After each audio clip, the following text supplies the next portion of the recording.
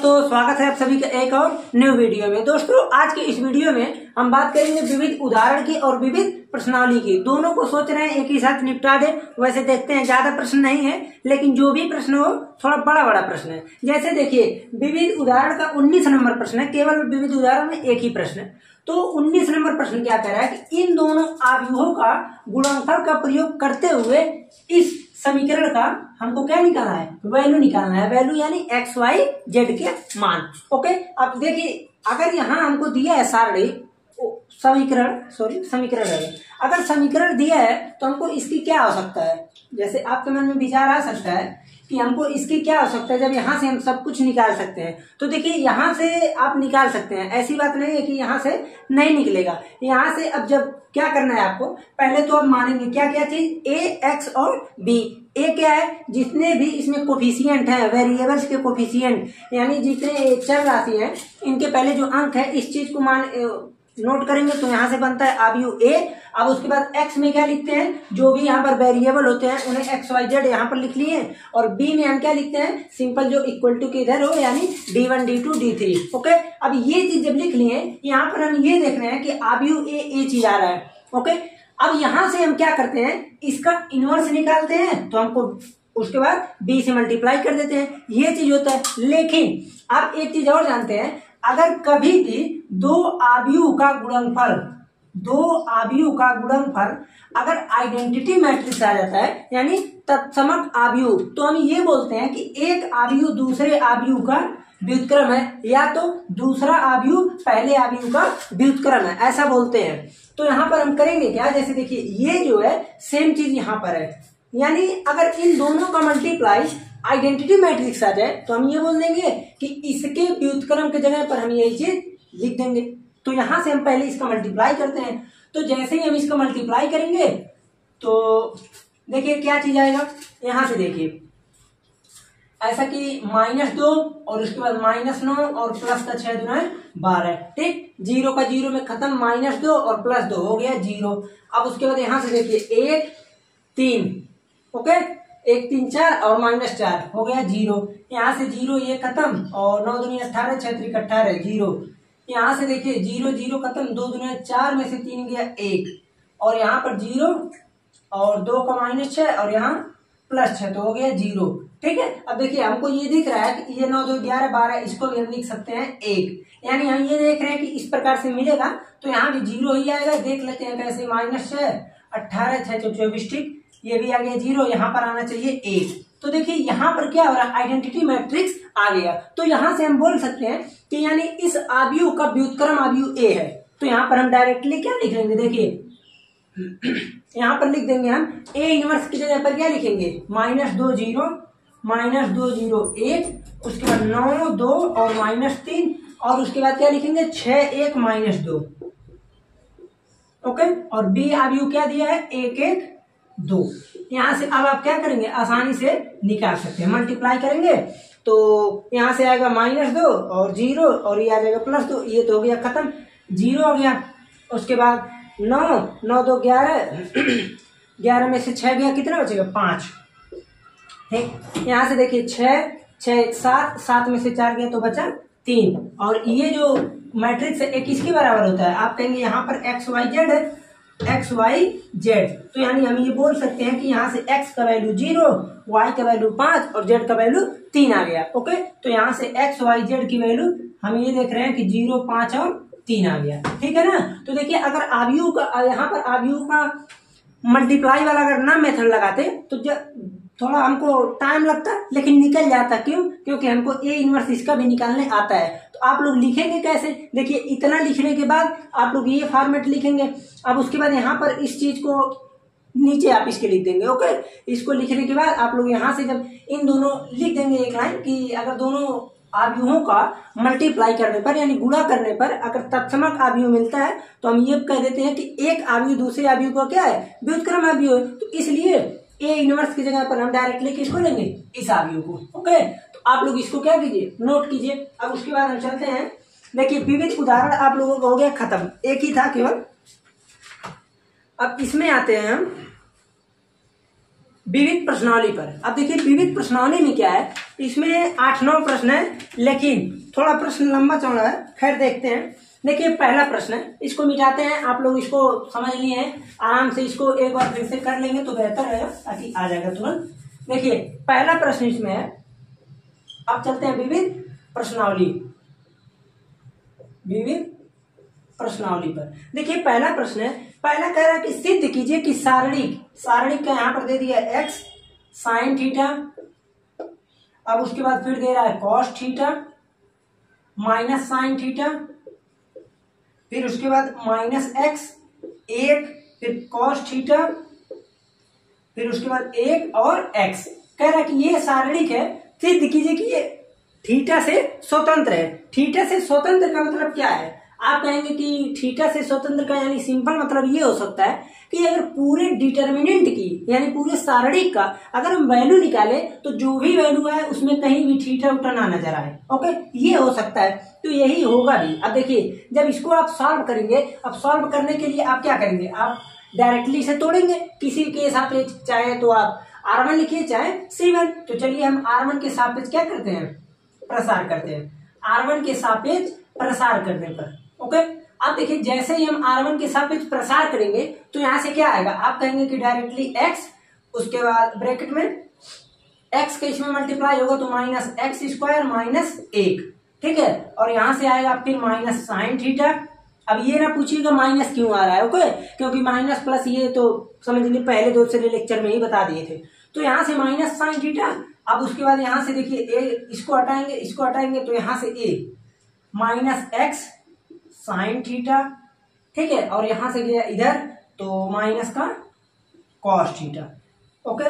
तो और उसके बाद प्लस का कॉस थीटा, ब्रैकेट यहां से गया माइनस का साइन थीटा और प्लस का हो गया एक्स कॉस थीटा। इतना हो गया। अब मल्टीप्लाई कर दीजिए। मल्टीप्लाई जैसे ही करेंगे तो ये दिख रहा है यहां से सिंपल, एक्स का इसमें होगा तो माइनस का एक्स क्यूब और माइनस का एक्स, ओके।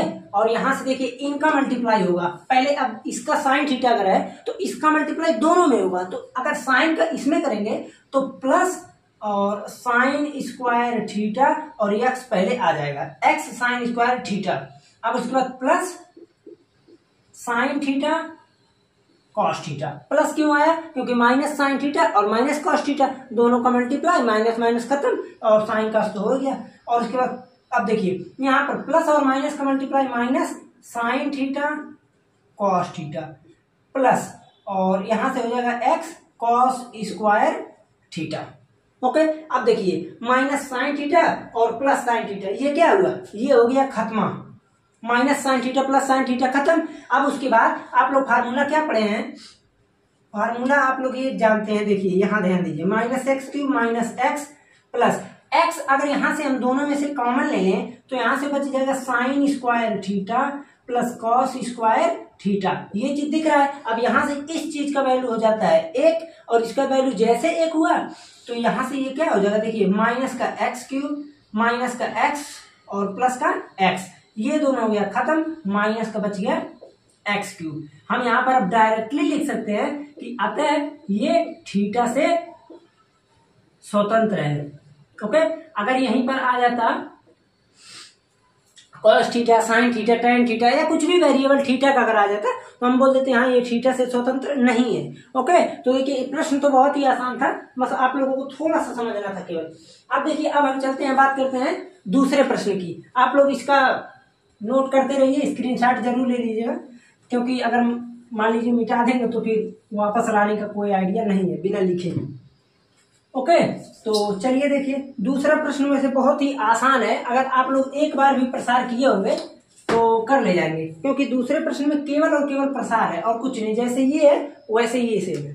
देखिए यहाँ पर कह रहा है कि कॉस अल्फा, अल्फा है ना, कॉस अल्फा कॉस बीटा, उसके बाद cos alpha sign beta minus का साइन अल्फा, उसके बाद माइनस साइन बीटा, फिर कॉस बीटा, फिर आगे 0, उसके बाद sine alpha cos beta sine alpha sign beta और यहाँ से आ गया कॉस अल्फा।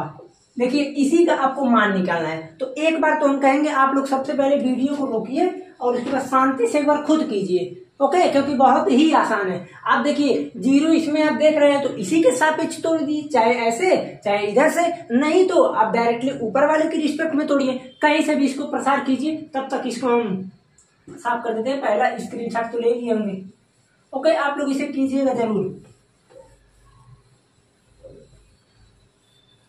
अब देखिए, अब हम आते हैं यहाँ पर, चलते हैं दूसरा प्रश्न करते हैं।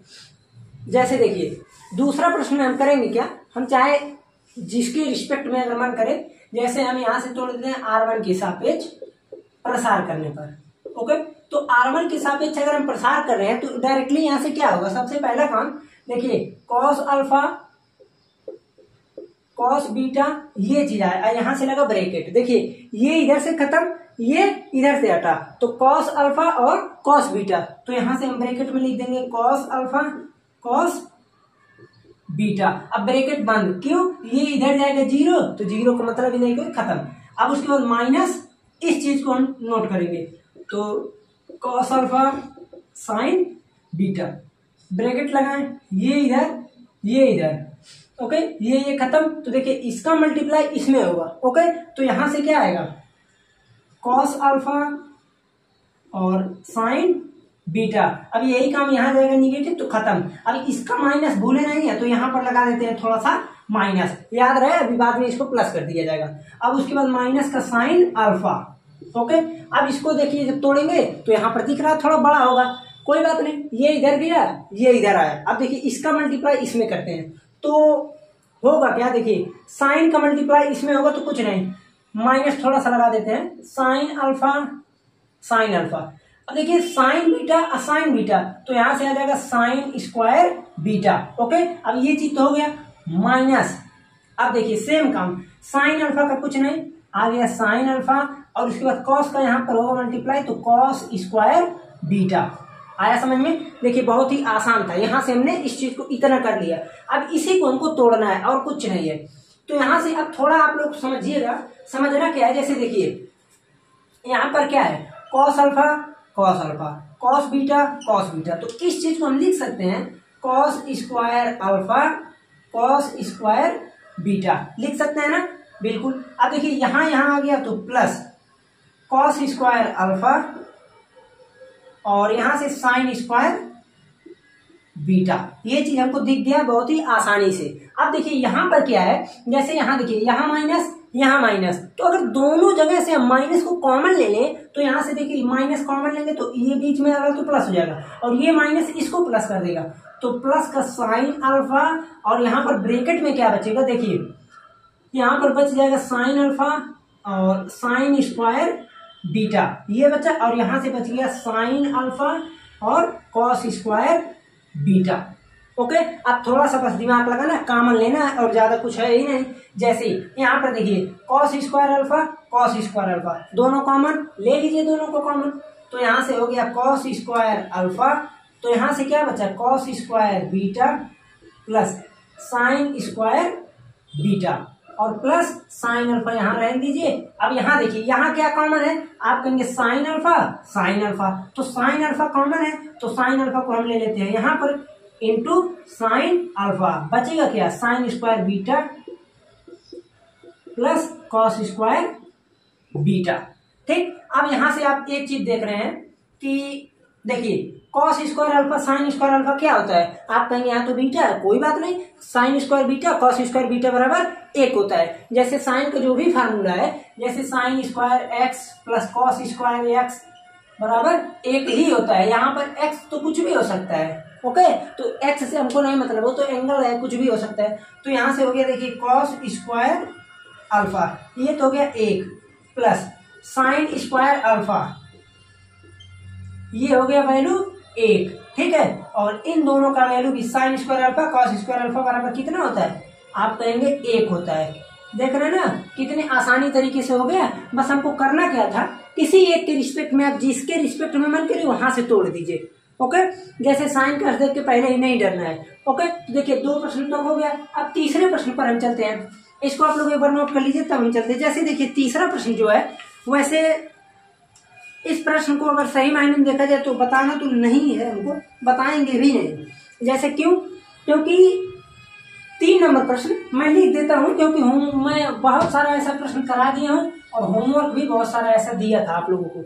अगर आप लोग पूरा लेक्चर देखेंगे तो कर लेंगे, अब नहीं अगर कर पा रहे हैं तो फिर समझ लीजिए पूरा चैप्टर पढ़े ही नहीं। जैसे 3 नंबर का प्रश्न क्या कह रहा है, बोल रहा है कि ए इनवर्स इक्वल टू, देखिए ए इनवर्स दे दिया 3 1 1 3 1 1 15 6 5 15 6 5, फिर यहाँ से है 5 2 2 ए इनवर्स। ओके, फिर उसके बाद बी बराबर दे दिया है कितना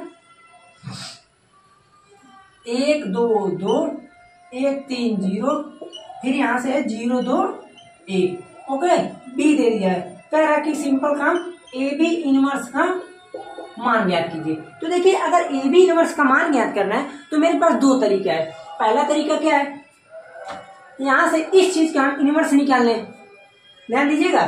जैसे थोड़ा सा हम इसको पहले इरेज कर देते हैं, आप लोग इसको कर सकते हैं, एक बार कोशिश कीजिए करने का। जैसे करेंगे क्या, देखिए इस चीज का हमको फार्मूला पता है, होता है B inverse A inverse. Okay, तो ए इनवर्स तो हमको दिया ही है, ए इनवर्स हमको ज्ञात है पहले से, तो हमको बी इनवर्स निकालना है, यानी इस पूरे आव्यूह का हमको निकालना है इनवर्स। ओके, और बी का इनवर्स निकालने के लिए लगभग हम बहुत सारा बता चुके हैं, प्रत्येक वीडियो में कई सारे प्रश्न बताए, जितने प्रश्न इससे पिछले में हम समीकरण सॉल्व कराए हैं प्रत्येक में इनवर्स निकालना बताए हैं। ओके, वहां से आप देखेंगे इनवर्स निकालना कोई बड़ी बात नहीं है। इनवर्स अगर मान लीजिए, अब जैसे हो सकता है कुछ लोग लेक्चर ही पहले दिन देख रहे हो, विविध प्रश्नावली में आ गए हो, तो उनके लिए भी समस्या है। तो देखिए हम थोड़ा सा हिंट दे देते हैं, करना क्या है। जैसे सुनिए, आपको सिंपल सबसे पहले क्या करना है, यहाँ पर देखिए ए इनवर्स हमको पता है, बी इनवर्स चाहिए, तो बी इनवर्स के लिए आपको पता होना चाहिए, जैसे बी इनवर्स अगर है तो फार्मूला हो जाएगा adjoint of B by determinant of B. Okay, अब एडजॉइंट ऑफ बी क्या होता है, तो देखिए एडजॉइंट ऑफ बी निकालने के लिए, अब एडजॉइंट ऑफ ए का हिंदी क्या होता है, सहखंडज आव्यूह, सहखंडज खंडज है आव्यूह। अब उसके बाद सहखंडज आव्यूह के लिए हमको सबसे पहला काम क्या चाहिए, हमको देखिए यहां तक पहुंचने के लिए हमको चाहिए क्या चीज, पहले तो चाहिए हमको सहखंड आव्यूह, सहखंड आव्यूह। अब सहखंड आव्यूह क्या होता है, अब ये दोनों अलग अलग है, ये मत समझिएगा दोनों एक ही है ना, सहखंड आव्यूह चाहिए। ओके, अब सहखंड आव्यूह के लिए हमको चाहिए उपसारणिक, ठीक है, और उपसारणिक के लिए हमको चाहिए क्या चीज, सारणिक, यानी कोई भी एक आव्यूह चाहिए, तो आव्यूह या सारणिक, तो वहां से हम धीरे धीरे आगे बढ़ाते रहेंगे। तो देखिए एक चीज करते हैं, सबसे पहला काम, ये आव्यूह और सारणिक तो आपको दिया ही है, तो इसमें नहीं कोई समस्या है। उपसारणिक जो है, हम सिंपल काम क्या करते हैं, उपसारणिक को हम कभी क्या, जब बड़ा प्रश्न आता तो उपसारणिक को हम नेगलेक्ट उसी में कर देते हैं, जैसे इसमें इसी में हम कर देते हैं। कैसे, सुनिए, इस चीज को हम रिप्रेजेंट करते हैं MIJ से। ओके, और इस चीज को रिप्रेजेंट करते हैं AIJ से। तो यहाँ पर फार्मूला होता है AIJ बराबर -1 पे power I plus J MIJ। Okay, और MIJ हम निकाल करके, अब MIJ क्या है, I जैसे पहला है तो 1 और J भी 1, तो इसलिए हो जाएगा M11। ओके, तो यहां से मान लीजिए आपको निकालना है, तो आप बस क्या कीजिएगा, इन दोनों को जोड़िएगा, जहां पर विषम संख्या बन जाएगी उसके पहले निगेटिव लगा दीजिए, और सभी पर आप केवल यहाँ पर उपसारणिक निकाल करके चिन्ह को बदलते जाइए। अभी तक आपको जो भी समझाया आप लोग कहेंगे क्या है बताएं। देखिए कैसे, A11 A12 A13 A21 A22 A23 A31 A32, फिर उसके बाद A33। अब देखिए क्या मैं बता रहा था, यही चीज। जैसे आप देखिए कि इन दोनों में से I और J को जोड़ने पर किसमें आ रहा है आपका विषम संख्या, आप कहेंगे 2 1 3, तो इसके पहले निगेटिव मार दीजिए, 3 2 5 निगेटिव, 2 1 3 3 2 5 निगेटिव कहाँ से आ रहा है, इस फार्मूले में जैसे हम रखेंगे -1 पे पावर 3 प्लस 2, तो -1 पे पावर 5 इक्वल टू -1, इसीलिए पहले ही हम माइनस लगा देते हैं। तो आप लोग ऐसा गलती ना कीजिएगा, सावधानी से कीजिएगा, माइनस पहले ही लगा लीजिएगा। अब यहाँ से हमको A11 चाहिए, तो देखिए A11 के लिए यहाँ पर इसको हटाएं। अब करते क्या है, हम सिंपल इसको समझिए पहले आप लोग। A11 है ना, तो पहले ये पहला रो छोड़ दे और दूसरा कॉलम छोड़ दीजिए, बस बात खत्म। और जो भी बचा लिख लीजिए, इसको छोड़े इसको छोड़। 3 का मल्टीप्लाई 1 में तो कितना आया 3, 0 है तो खत्म। A12 तो देखिए A12 ये दूसरा है, इसको छोड़े इसको छोड़े, 1 का मल्टीप्लाई 1 में तो कितना आया 1। ओके, अब देखिए A13 इसको छोड़े यहां से 2 1 कम 2। ओके, तो इसी प्रकार से आप लोग पूरा आव्यूह निकाल लीजिएगा। उसके बाद इसका क्या बना लेंगे आप लोग, एक आव्यूह बना लीजिएगा। ओके, इसी को हम बोलते हैं, जो आव्यूह हमको यहां से मिलेगा इसे बोल देते हैं हम सहखंड आव्यूह, सहखंड आव्यूह। ओके, जैसे हम चलिए बता ही देते। A21 है तो देखिए A21 यहाँ पर 1 का 2 में 2 -4 तो बचेगा -2 और माइनस पहले से इसलिए हो जाएगा प्लस का 2। A22 देखिए A22 में इसको खत्म ये खत्म, 1 का 1 में तो बचेगा कितना 2। A23 यहाँ से 2 1 कम 2।